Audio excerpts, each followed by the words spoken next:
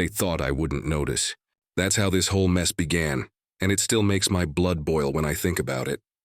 One day I was the proud owner of 1,500 acres of land that had been in my family for generations, and the next day I discovered it had been sold out from under me. Not leased, not transferred with my permission, flat out sold. And the worst part? The people behind it weren't strangers, not shady real estate agents, not government officials. No, it was the very people who were supposed to look after the community, the Homeowners Association. Now, when I say 1,500 acres, let me make this clear. It wasn't just empty fields or useless swampland.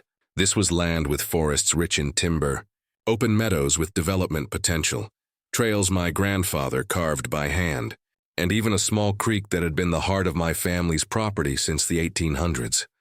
It wasn't just dirt and trees. It was history. It was future wealth. It was something I planned to pass down to my children one day. So, imagine the shock of waking up, sipping coffee at my kitchen table, and opening an envelope that read, "Notice of transfer." At first I laughed. I thought it was some scam letter, the kind you rip up and toss in the trash. But as I read deeper, I realized this wasn't a prank. It was official. There were legal documents, contracts, stamped and signed, claiming my property had been sold by authorization of the HOA. Sold for community development projects. My heart dropped into my stomach. Sold by who? How? My name was on the deed. No one else. My grandfather worked 2 jobs to buy that land. My father bled and sweated to maintain it. And now a bunch of neighbors with too much time on their hands had decided it wasn't mine anymore. I stormed down to the HOA office that same afternoon. And there he was, Richard, the HOA president. A man who wore too much cologne and always had a smug little smirk plastered on his face, like he owned the entire neighborhood. He looked up from behind his polished desk, folded his hands, and acted like he had been expecting me. "Ah, you must have gotten the notice," he said, calm as a cucumber. "Notice?" I snapped. "You mean the letter saying you sold my 1,500 acres of land? My land that you had no right to touch?" He didn't even flinch. He leaned back in his chair, tilted his head, and gave me this look that screamed arrogance. "Sometimes sacrifices have to be made for the good of the community," he replied. I couldn't believe my ears. Sacrifices? For the community? He was talking about my family's land, as if it was just some broken bench in the park they could toss out and replace. I felt my fists clench. "Let me make this clear," I said, my voice shaking with anger. "That land isn't yours. It isn't the community's, it's mine. You had no right to sell it." Richard shrugged, like he was brushing lint off his jacket. "The land was underutilized. We saw an opportunity. Housing shops, parks, it'll bring value to everyone here. You'll understand eventually. Understand? Understand that the man and his little clique had forged documents, twisted rules, and stolen something priceless. He wasn't just dismissive, he was smug about it. He thought he was untouchable. Walking out of that office, I felt a mix of emotions I can barely describe. Anger so strong it made my chest tighten. Betrayal. Because these were supposed to be my neighbors. The people I waved to on the street, the ones who smiled at block parties. Fear. Because I didn't know if I could fight something this big. And underneath it all, determination. Because deep down I knew one thing. I wasn't going to roll over and let them take it. That night, I sat at my desk with every deed, every title, every scrap of paperwork I owned. I traced the signatures, checked the seals, reread the contracts. And then I noticed something, details that didn't add up. Meeting notes saying I was present when I wasn't. A signature that looked like mine, but wasn't. Legal jargon twisted in ways that no honest contract would ever be written. That's when it hit me like a lightning bolt. This wasn't just shady business. This wasn't just neighbors overstepping boundaries. This was fraud. Pure and simple. The HOA had gone behind my back, forged documents, and filed them like they owned the law. I didn't sleep that night. I sat there with my coffee growing cold beside me, staring at the paperwork spread across my desk like pieces of a puzzle. Every page told the same story. They thought they could outsmart me. They thought I wouldn't notice. They thought I'd just bow down and accept it. But they were wrong. The more I thought about it, the clearer my path became. They had taken my family's land, my heritage, my future, but I wasn't powerless. Not by a long shot. If they wanted a fight, I was going to give them one.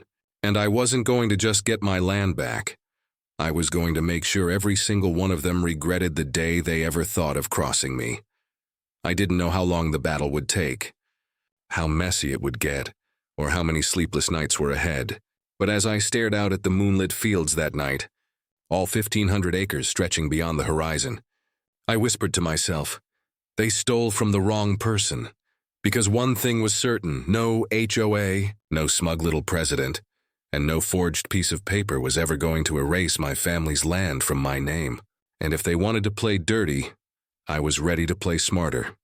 My first step was obvious. I needed legal firepower because this wasn't some neighborhood squabble about trash bins or lawn decorations. This was about my family's entire legacy, and the HOA had just committed fraud on a scale that could ruin me if I didn't act fast, so I called up an attorney, a man recommended by an old friend who had once fought a messy property dispute. When I laid out the paperwork on his desk, I could see his eyebrows rise higher and higher with each page he flipped. Finally, he set the stack down, leaned back in his chair, and said something that both terrified me and fueled my fire. They didn't just cross the line, they obliterated it. What they've done isn't just shady, it's criminal. That confirmed what I already knew. The HOA hadn't just bent rules. They had forged my signature, fabricated board meeting minutes, and filed them as if they were official. My attorney explained how dangerous this was, because if they got away with it, it set a precedent. Next time, it wouldn't just be me. They could do this to anyone in the community who owned something valuable. It wasn't just about me reclaiming my land anymore. It was about stopping them before they could steamroll others. The next week, we filed the lawsuit. Fraud, forgery, illegal property transfer. Those were the charges. I remember feeling both relieved and terrified as my lawyer pressed submit. It felt like loading a cannon and firing the first shot in a war. But war it was, and I knew the HOA wouldn't go down without swinging. Almost immediately, they struck back. I got a letter from their attorney accusing me of being uncooperative and selfish. They claimed I had ignored multiple requests to allow the community to use the land. They painted me as a greedy man hoarding resources that rightfully belonged to everyone. It was laughable, but it was also infuriating. They weren't just trying to rob me. They were trying to destroy my reputation, to turn neighbors against me so that I'd feel isolated.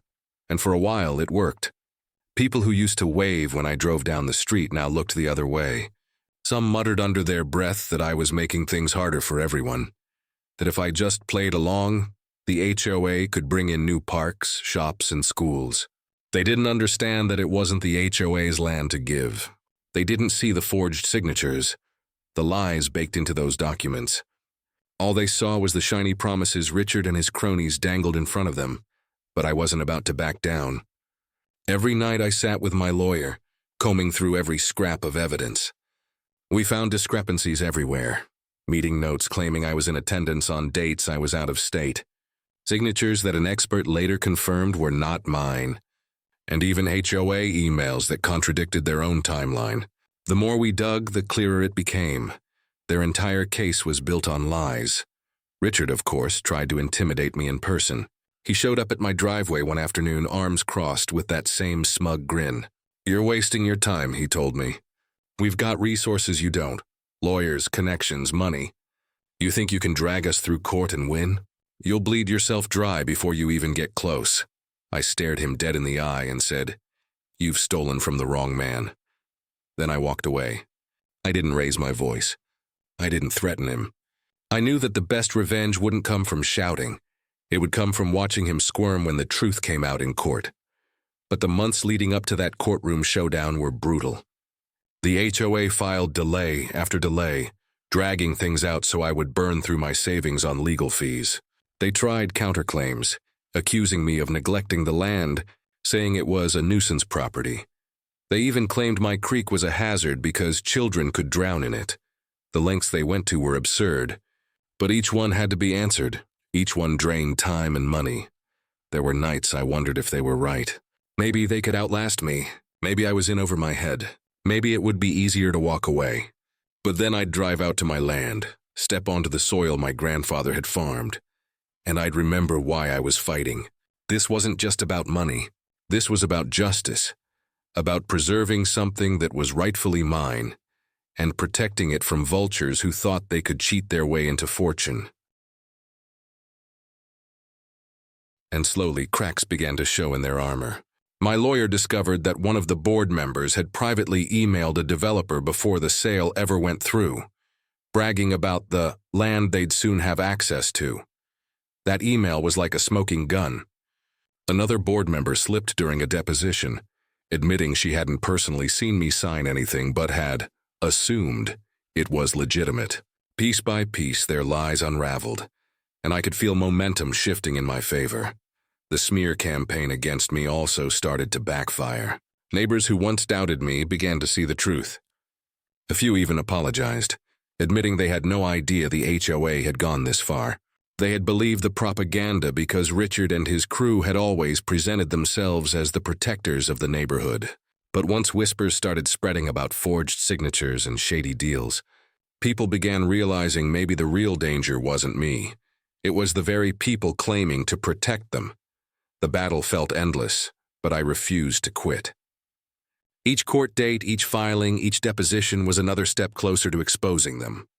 I was tired, drained, and at times furious, but that fire inside me, the one lit the day I opened that envelope, never went out. I wanted justice, and I wanted it so badly I could taste it. And I wasn't just fighting for my land anymore. I was fighting for every homeowner who ever got bullied by an HOA. Every person who ever felt powerless against a group of people who thought rules didn't apply to them. If I could win, it would mean proving that even the most arrogant HOA couldn't trample on someone's rights without consequences. The HOA thought they could intimidate me, outspend me, and wear me down until I quit. But they didn't understand one thing. I wasn't fighting for comfort or convenience. I was fighting for my family's legacy, for justice, and for every acre of land they thought they could steal. And I was ready to take this fight all the way to the bitter end, no matter how long it took. By the time we finally stepped into the courtroom, the air felt heavy, like the calm before a storm. Months of stress, evidence gathering, and sleepless nights had all led to this moment. The HOA had tried every dirty trick to delay the inevitable, but now they had no choice but to face me in front of a judge. I'll never forget the sight of them walking in. Richard in a sharp navy suit flanked by his board members, each one looking smug and confident as if they had already won. They didn't just bring lawyers. They brought a small army of them, each carrying leather briefcases and wearing that air of superiority that comes from billing hundreds of dollars an hour. Me, I had just one lawyer by my side and a folder filled with documents that told the real story. From the outside, it looked like I was the underdog, hopelessly outmatched. But I had something their expensive suits didn't: the truth. When the proceedings began, the HOA's attorneys wasted no time painting me as the villain. They claimed I had ignored the needs of the community, that my land was wasted space, and that the HOA had simply acted to preserve and increase community value. They spoke in rehearsed tones, throwing around words like progress, benefit, and greater good. It was clear they thought this would be enough to sway the judge. Then they pulled out their so-called evidence, meeting notes claiming I had agreed to the sale, contracts with my signature, and even community newsletters that supposedly showed my support. To the untrained eye, it looked airtight. For a moment, I saw the judge raise an eyebrow, as if considering whether I was wasting everyone's time.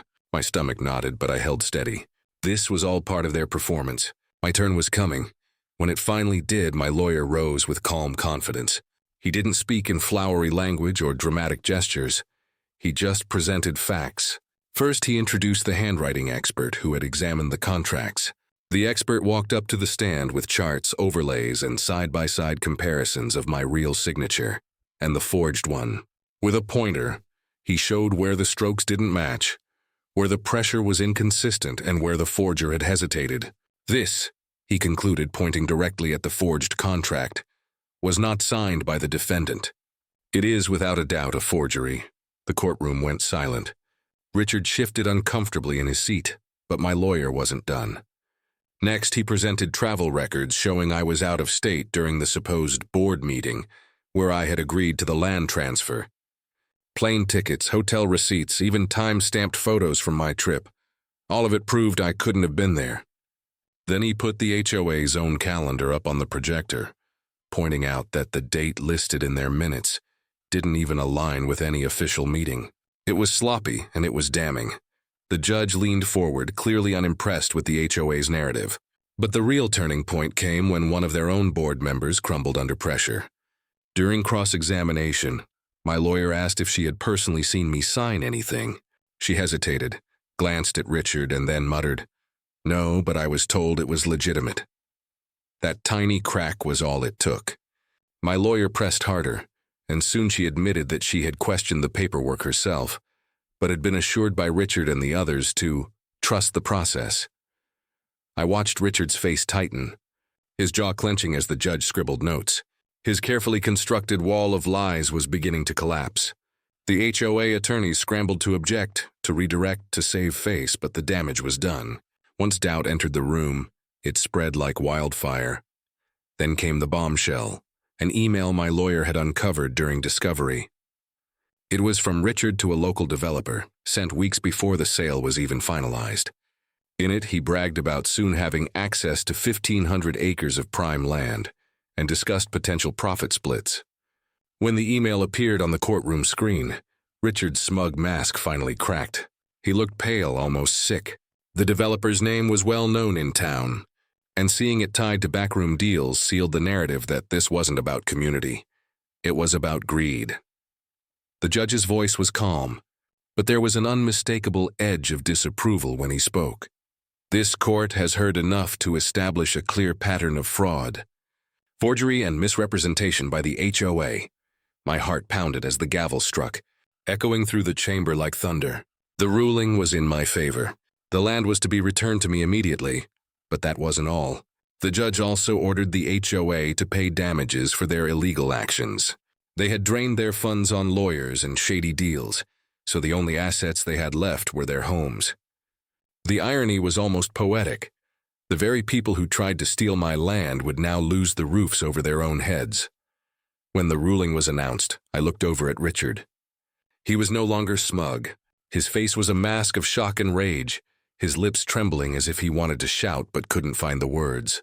His army of attorneys avoided eye contact, shuffling papers, already planning their exit strategy. The board members looked defeated, some even ashamed. As for me, I felt an overwhelming surge of relief. Months of stress, of feeling like I was drowning in lies, had finally lifted. Justice wasn't just an idea anymore. It was real, it was tangible, and it was mine. I had walked into that courtroom as the underdog, but I walked out victorious, my family's legacy restored, and the people who tried to rob me exposed for the frauds they were. Outside the courthouse, reporters and curious onlookers waited. Some of my neighbors, the ones who had once doubted me, approached to shake my hand. They apologized for believing the HOA's lies and admitted they never thought the board would stoop so low. I accepted their words, but in truth I wasn't thinking about them. My mind was on my land, on the fields, the forests, and the creek that was once again mine. The courtroom war had ended in my favor, but the real story was just beginning. 'Cause now, the HOA had to pay up, and that meant their homes were about to go on the market. Said, trying to hold himself together, but the truth was written all over him. He was finished. He saw me as I passed, and for the first time in all the years I'd known him, there was no smirk, no arrogance. Just bitterness. "You ruined everything," he hissed. I stopped, looked him straight in the eye, and said, "No, Richard. You ruined everything. You did this to yourself." It wasn't said with anger or gloating, it was just the truth, and the truth cut deeper than any insult. Over the next few weeks, the fallout spread like wildfire. One by one, the board members had to sell. Some tried to fight it, but the numbers didn't lie. They had drained the HOA accounts with legal fees, wasted funds on shady deals, and now they had nothing left to give. The damages they owed me weren't optional. The court had been clear: pay or lose everything. And since they had no money left, their homes were the only assets on the table. I remember the day the first eviction notice went up. A small yellow paper taped to the door of one of the board members' homes, flapping in the wind for all the neighbors to see. It was humiliating for them, and I could tell the entire neighborhood was watching closely. Suddenly, the people who had once been hailed as protectors of the community were exposed as frauds, stripped of the power they had abused for so long. And it wasn't just the board members who suffered. Families who had blindly followed them, who had voted them into power, started realizing how badly they had been misled. Their property values were tanking. Their community reputation was in shambles. And all because a handful of arrogant leaders thought they could get rich quick by stealing what didn't belong to them. The very thing they claimed to protect, the neighborhood's value, was destroyed by their own greed. For me, though, it was a strange kind of peace. I didn't celebrate their downfall with parties or speeches. I didn't rub it in. I didn't need to. The sight of moving trucks lined up on the street was victory enough. Justice doesn't always come quickly, but when it does, it has a way of speaking louder than any words. One night, I stood on the porch of my home, looking out at the neighborhood. Lights were off in houses that once buzzed with activity. The street was quieter, emptier. A part of me almost felt sorry for some of the families caught in the middle. But then I remembered the way Richard had smirked at me that first day, the way they had laughed when I tried to fight back, the way they spread lies to paint me as greedy. They hadn't cared about me or my family. They hadn't cared about justice. They had cared about lining their pockets. And in the end, greed always catches up with you. Richard was the last to leave. I'll never forget the sight of him dragging a suitcase down his driveway. Shoulders slumped, his once proud demeanor completely broken. His luxury car had already been repossessed. His house, once the pride of the block, was stripped bare and left echoing. He glanced at me one final time as he loaded his belongings into a beat-up rental truck. He didn't say a word. He didn't have to. His silence said everything. He knew he had lost. The irony of it all wasn't lost on me. They had tried to sell my land, a place filled with memories and meaning, just to make a quick buck. In the end, it was their homes, the very symbol of their power and pride, that were sold off to cover the damages. The law hadn't just given me back my land. It had balanced the scales in a way that felt almost poetic. Even now, when I walk across my 1,500 acres, I think about that time. The stress, the fear, the anger, it was all worth it. Because standing on that soil with the wind in my face and the creek bubbling in the distance, I know this land is still mine. It's mine because I fought for it, and it's mine because the truth prevailed. The HOA thought they could rob me and get away with it. Instead, they lost everything they had, and I didn't have to lift a hand to make it happen. All I had to do was trust the truth, stand my ground, and let justice do the rest. That's the thing about arrogance. It blinds people. They thought they were untouchable, but in the end, they weren't just touched. They were crushed by the very system they thought they controlled. And as their homes disappeared, one by one, I couldn't help but feel the deepest, most satisfying kind of closure. The kind that comes not from revenge, but from watching karma roll in like a storm, sweeping away everything that was built on lies. In the end, everything came full circle. I had my land back, every last acre of it, and the HOA that once thought they could strip it from me was scattered to the wind. Their meetings stopped, their newsletters stopped, their power stopped.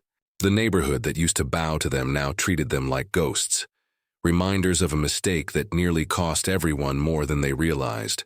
It was over, but the lessons from it still echo in my mind every time I step out onto that soil. When I first got the land back, I remember driving out there at sunrise. The grass was still wet with dew, the morning mist clinging to the trees. I parked my truck, got out, and just stood there for a long time. The silence was different. It wasn't heavy like it had been during the fight, when every step onto that property felt like a risk. This silence was peaceful. It was the kind of silence my grandfather used to talk about, the kind where you can hear the earth breathing. My boots sank into the dirt, and I knew in that moment this was more than just a victory. This was a restoration. People often ask me why I didn't turn around and sell the land myself after the ordeal. They say I could have made millions, invested, retired early, or even built the kind of developments the HOA had been drooling over. But that's not what this land is for. This land isn't just numbers on a check or figures on a balance sheet. It's family. It's history. It's the proof that sometimes you have to fight for what's right, even when the odds seem impossible. Selling it would have felt like betraying everything I fought for. So I decided to preserve it. Parts of it I keep wild, untouched, just as it's always been.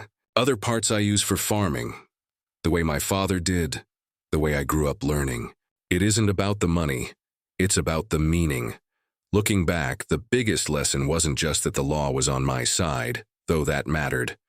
The biggest lesson was about standing your ground. If I had given in when they tried to smear me, if I had backed down when they waved their lawyers in my face, I would have lost not just my land, but my dignity. And worse, they would have won. They would have proven that lies and arrogance can get you whatever you want, as long as you're bold enough to push people around. I wasn't about to let that stand. And I hope that by winning, I showed more than just one HOA what happens when you try to abuse power. It still amazes me how quickly people's masks slip when the truth comes out. Richard, the man who once strutted around like he owned the sun, was reduced to a bitter shell. He vanished after losing his home. I heard whispers that he moved 2 towns over, renting a small place with whatever dignity he had left. Others from the board scattered too, each of them leaving quietly, not daring to show their faces in the same neighborhood they once controlled. They thought they were untouchable, but they were wrong. They thought the community would rally behind them. But when the truth surfaced, the community saw them for what they really were, greedy liars who gambled and lost. And maybe that's the most poetic part of it all. They had spent years controlling people, bullying them over fences and flower beds, threatening fines for silly reasons, and pretending they were guardians of the neighborhood. In the end, they couldn't even protect their own homes. Everything they had built their reputations on collapsed, and all it took was one court ruling to expose how fragile their empire really was. But for me, the story doesn't end with their downfall. For me, the story ends every time I walk across those fields and remember that fighting back was worth it. Every time I see the creek glistening in the sun, I remember that the truth won. Every time I sit on the porch and watch the sunset over the acres my grandfather worked so hard for, I feel pride, not just in owning the land, but in honoring it. I've had neighbors, even strangers, come up to me since all this happened and thank me. Some of them admit they didn't believe me at first, that they thought I was just being difficult. Others say they're glad I stood up, because it gave them the courage to stand up in their own battles. I never set out to be an example, but maybe that's the silver lining. Maybe the fight wasn't just for me. Maybe it was to show everyone that bullies, no matter how powerful they seem, will eventually fall if you don't give up. Do I feel bad for the families that had to move? Honestly, sometimes, not everyone on the board's side knew what was happening. Some were just caught in the crossfire of their leaders' greed. I take no joy in seeing children uprooted or families forced to start over. But then I remind myself, it wasn't me who put them in that position. It was Richard and his crew. They gambled with people's futures and they lost. I didn't swing the hammer. I just made sure the truth was heard. And the truth is this: justice has a way of catching up to those who think they're above it. It might not come overnight. It might drag on and drain you, test your patience, and push you to the edge. But when it arrives, it feels like sunlight breaking through a storm. That's what this whole ordeal taught me. That's what I carry with me every single day. So when people ask me what happened to the HOA, I tell them the simple truth. They tried to take 1,500 acres of my family's land, and in the end, I legally took their homes, not out of spite, not out of revenge, but because justice demanded balance. They stole from me and the law made sure I was paid back.